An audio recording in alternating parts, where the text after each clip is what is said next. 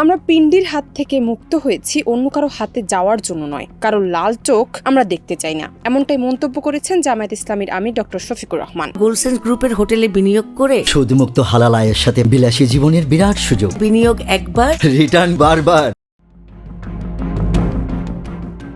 ৩ জানুয়ারি দুপুর ১২টায় নবাব সিরাজউদ্দৌলা সরকারি কলেজ মাঠে নাটোর জেলা জামায়াতের কর্মী সম্মেলনে প্রধান অতিথির বক্তব্যে তিনি এসব কথা বলেন। তিনি বলেন, জামায়াত ইসলাম বৈষম্যহীন মানবিক সমাজ কায়েম করতে চায়। আমরা বিভেদ নয়, ঐক্য চাই। এদেশের হিন্দু, মুসলমান, বৌদ্ধ, খ্রিস্টান সবাই গর্বিত নাগরিক। আমরা বিদেশি বন্ধু চাই, প্রভু চাই না। শফিকুর রহমান বলেন, ২৪-এ এত মানুষ কেন জীবন দিয়েছে? তারা বৈষম্যহীন সমাজ চায়। তারা বলেছে, আমরা চাঁদাবাজির বিরুদ্ধে, সন্ত্রাসীর বিরুদ্ধে। ১০ মাসের সন্তান থেকে শুরু করে ৮০ বছরের বৃদ্ধরা জুলাই আন্দোলন নেমেছে। সব শ্রেণী পেশার মানুষ আন্দোলনের সংহতি জানিয়েছিল।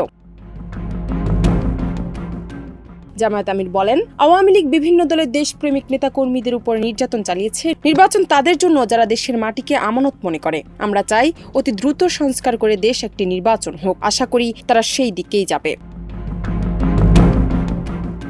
তিনি আরো বলেন, ক্ষমতায় থাকাকালে তারা অন্যদের চোর বলেছে। আসলে কথাই আছে, চোরের মায়ের বড় গলা। যারা আকাম কুকাম করেছে, বাংলাদেশকে ফোকলা করেছে, আর্থিক প্রতিষ্ঠান লুটপাট করেছে, গণডাকাতি করেছে, তাদের প্রতি জনগণ আস্থা রাখবে না। জান্নাত নিপু, দেশ রূপান্তর।